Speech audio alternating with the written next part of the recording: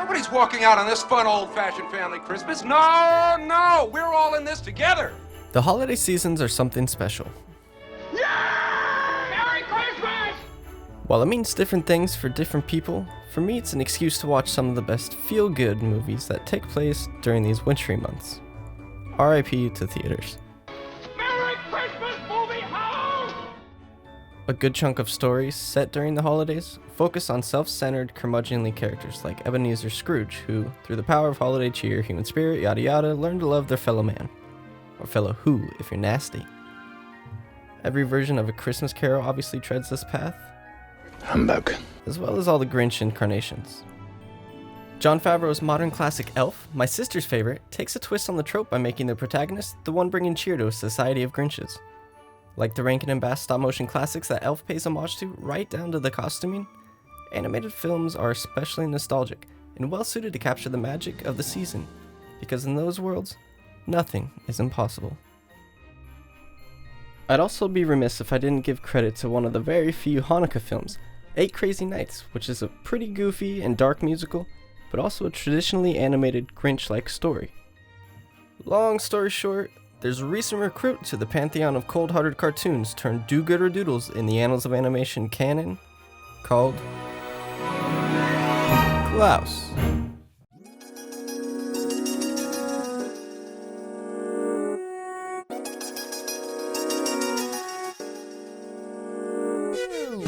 Jesper Johansson, postman. Mr. Klaus, you have a gift. You have a gift. Released on Netflix in 2019, Klaus is about Jesper, a spoiled postman working for his father, who is sent to a distant village to learn some discipline. After meeting Klaus, a tree-sized woodsman with a knack for toy making, the two start delivering gifts to kids who mailed letters and stimulated the postal service. In the process, the legend of Santa Claus is created from the gossip kids tell each other about the magical man who mysteriously comes down the chimney at night to leave good kids presents. Not only does this game of telephone provide a clever origin for what is essentially a superhero, it comments on the power of storytelling. If there's something we know, going back as far as we can remember, it's that a crumb despises an Ellingbow. and an Ellingbow can't stand a crumb. The children believe Santa Claus leaves coal for naughty kids because Jesper had a grudge against this little jerk.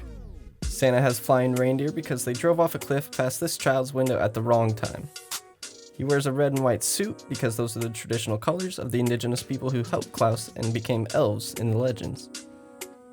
The emotional crux of the film comes when we learn why there's no Mrs. Claus, and like Pixar's penchant for pulling at the heartstrings, Klaus goes beyond a playful portrayal of jolly old Saint Nick to provide a poignant perspective on the magic of the human experience.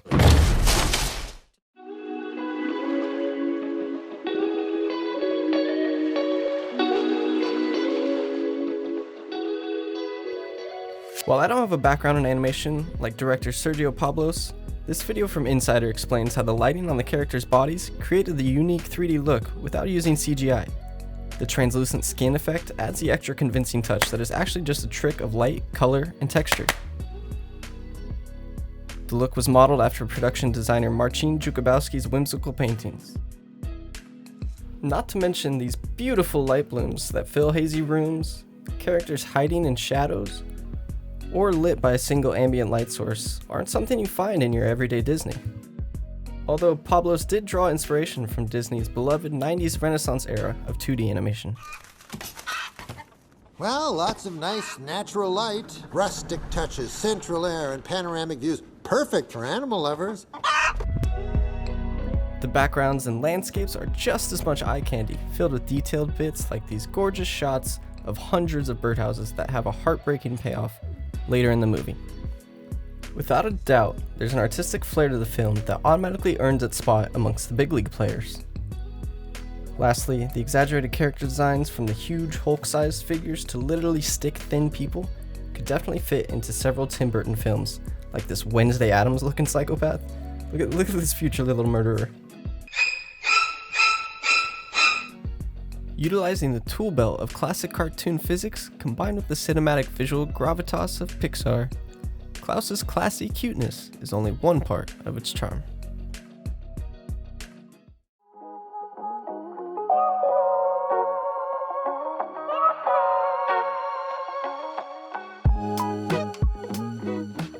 course, the message of Klaus is one that doesn't exist in the holiday vacuum. The film's credo of one act of kindness always sparks another is a simple yet positive theme for both kids and adults that isn't exclusive to one quasi-religious day or group of people. I think a huge part of why Into the Spider-Verse was received so positively is because it told a universal and heartfelt coming-of-age story while combining visuals that were original and innovative.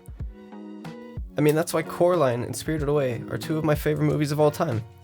But it's also why I hope the future isn't just Disney's, despite how incredible a few recent ones have actually been.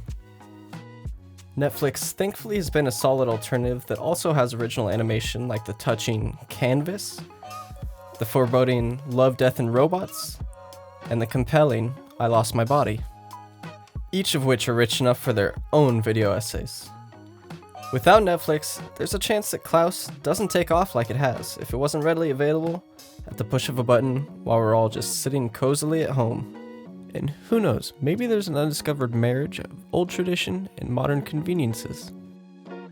Theaters will always be a sublime experience, but if Santa keeps leaving streaming gifts like these animations, I just hope somehow we can have our cookies and eat them too.